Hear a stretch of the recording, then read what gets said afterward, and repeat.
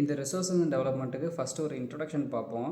இந்த இன்ட்ரொடக்ஷனில் இருக்க எல்லாமே இந்த ஒரு ஃப்ளோ சார்ட்டில் கிளாசிஃபிகேஷன் ஆஃப் ரிசோர்ஸஸில் வந்துடும். ஃபஸ்ட்டு ரிசோர்ஸஸ்னால் நம்ம என்னென்னு பார்ப்போம்னா, ரிசோர்ஸஸ்னால் நமக்கு தேவையான மெட்டீரியல்ஸ் அப்படின்னு நம்ம வச்சுக்கலாம். அதை நேச்சுரல் ரிசோர்ஸஸ்ன்னு நம்ம பிரிக்கலாம், இல்லாட்டி ஹியூமன் ரிசோர்ஸஸ்ன்னு நம்ம பிரிக்கலாம். ரெண்டு தான் classification, natural resources, human resources. இதுக்கு அடுத்து தான் எல்லாமே தனித்தனியாக அப்படியே பிரான்ச்சாக பிரிஞ்சு போகும். நேச்சுரல் ரிசோர்ஸஸ் இப்போ ஃபோக்கஸ் பண்ணி பார்க்கலாம். ரெனியூவபிள், நான் ரெனியூவபிள். ரெனியூவபிள்னா ஈஸியாக சொல்லணும்னா, நம்ம அந்த இதை யூஸ் பண்ணும்போது it will replenish it self in that life time. இப்போ சோலார் எடுத்துக்கலாம். நம்ம சோலார் எனர்ஜி யூஸ் பண்ணிகிட்டே இருக்கோம், திரும்ப திரும்ப நமக்கு அந்த இது கிடச்சிக்கிட்டே இருக்குது. It is renewable. நம்ம பிளான்டேஷன் பண்ணுறது எல்லாமே ரினியூவபிள் ரிசோர்ஸஸில் தான் இப்போ சேர்க்குறாங்க. ஏன்னா நமக்கு எவ்வளோ பிளான்ட் வேணுமோ எல்லாத்தையுமே நம்ம அக்ரிகல்ச்சர் பண்ணி எல்லாத்தையுமே நம்ம ப்ரொடியூஸ் பண்ணிக்க முடியும். So it is renewable. நான் ரினியூவபிள்னா இட் இஸ் ஆல்சோ ரிசோர்ஸ். நம்ம யூஸ் பண்ணுற வேகத்துக்கு அதனால திரும்ப ரீப்ரொடியூஸ் ஆக முடியாது. It cannot replenish itself. Basic example நம்ம க்ரூட் ஆயில் எடுத்துக்கலாம். க்ரூட் ஆயில் எல்லாமே நமக்கு நேச்சுரலாக ஃபார்ம் ஆகி கிடைக்கிறதான எக்ஸாம்பிள் கோல்.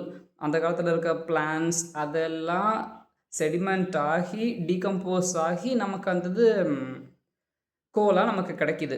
நம்ம தினமும் 10,000 tons மெட்ரிக் டன்ஸ்ன்னு நம்ம யூஸ் பண்ணிகிட்ருக்கோம். ஆனால் it will take millions of years for the coal to form again. So அதனால தான் இது நான் ரெனியூவபிள். ஓகேவா? இப்போ ரெனியூவபிள் எக்ஸாம்பிள்ஸ் பார்க்கலாம். விண்ட் எனர்ஜி இருக்குது, வாட்டர் எனர்ஜி இருக்குது. வாட்டர் எனர்ஜியில் நம்ம என்னென்ன எடுத்துக்கலாம்னா, டேம்லேருந்து நம்ம ஹைட்ரோ எலக்ட்ரிக் பவரை ப்ரொடியூஸ் பண்ண முடியும், அது ஒன்று. தென் டைடல் பவர் இருக்குது, வேவ் பவர் இருக்குது. எதெல்லாம் வச்சு நம்மளால் எலக்ட்ரிசிட்டி ப்ரொடியூஸ் பண்ண முடியுமோ அதெல்லாம் ரெனியூவபிள் அப்படின்னு நம்ம வச்சுருப்போம். நெக்ஸ்ட்டு நான் ரெனியூவபிளில் பார்ப்போம். நான் ரெனியூவபிளில் ரெண்டு திங்ஸ், ஒன்று ரீசைக்கிளபிள், இன்னொன்று நான் ரீசைக்கிளபிள் அப்படின்னு நம்ம பிரிக்கலாம். ரீசைக்கிளபிள்னா மெட்டல்ஸ் நம்ம எக்ஸ்ட்ராக்ட் பண்ணிக்கிட்டே போனோம், பூமியிலேருந்து நம்ம எடுத்துக்கிட்டே போனோம் அப்படின்னா ஒரு நேரத்தில் அந்த மெட்டலே இல்லாமல் போயிடும். அதனால தான் அது நான் ரெனியூவபிள். மெட்டல்ஸை ரீசைக்கிள் பண்ண முடியும், அது நான் ரெனியூவபிள் கேட்டகரி. அடுத்து நான் ரெனியூவபிள் ரிசோர்ஸஸில் ஃபாசில் ஃபியூவல்ஸ், இதிலிருந்து நம்ம எனர்ஜி எடுக்க முடியும். நம்ம காருக்கு தேவையான பெட்ரோலியம் பண்ணலாம், இதிலிருந்து பெட்ரோலியம் ஜெல்லி பண்ணுவாங்க, வேக்ஸ் பண்ணுவாங்க, பிளாஸ்டிக்ஸ்லாம் கூட பெட்ரோலியம் ப்ராடக்ட்ஸ் தான். இது எல்லாமே நான் ரீசைக்கிளபிள், இது நான் ரெனியூவபிள். நம்மளோட யூஸ் பண்ணிட்டோம்னா திரும்ப ஃபார்ம் பண்ணுறதுக்கு ரொம்ப நாள் ஆகும், இது நான் ரெனியூவபிள். இப்போ ரெனியூவபிளில் ஃபோக்கஸ் பண்ணுவோம். நான் ரெனியூவபிளில் எப்படி ரீசைக்கிளபிள், நான் ரீசைக்கிளபிள்னு ரெண்டு கேட்டகரி இருக்கோ, அதே மாதிரி ரெனியூவபிளில் ரெண்டு கேட்டகரி, கண்டினியூஸ், பயாலஜிக்கல். இப்போ பயாலஜிக்கலில் பார்ப்போம். நேச்சுரல் வெஜிடேஷன், அதாவது ஃபாரஸ்ட்டுன்னு ஒன்று இருக்குது, வைல்ட் லைஃப்னு ஒன்று இருக்குது. பயோ அப்படின்னா லைஃப் அப்படின்னு எடுத்துக்கலாம். பயாலஜிக்கலில் ரெனியூவபிள் ரிசோர்ஸ் தான். பயாலஜிக்கலில் வி ஹவ் டூ திங்ஸ், ஒன்று ஃபாரஸ்ட் ஒன்று இருக்குது, ஒன்று வைல்டு லைஃப் ஒன்று இருக்குது.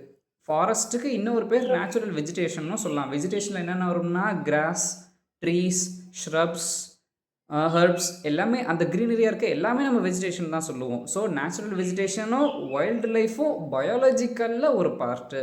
அடுத்து நேச்சுரல் ரிசோர்ஸஸ் எல்லாமே பார்த்துட்டோம். அடுத்து ஹியூமன் ரிசோர்ஸஸ் ரொம்பவே சின்னது தான். நேச்சுரல் ரிசோர்ஸஸாக அந்தளவுக்கு நமக்கு கிளாசிஃபிகேஷன்ஸ் கிடையாது. ஹியூமன் ரிசோர்ஸஸில் ஸ்ட்ரக்சர்ஸ் அண்ட் இன்ஸ்டிடியூஷன்ஸ், அடுத்து குவான்டிட்டி அண்டு குவாலிட்டி, எவ்வளோ தான், ரெண்டே தான். ஹியூமன் ரிசோர்ஸஸில் structures and institutions, quantity and quality.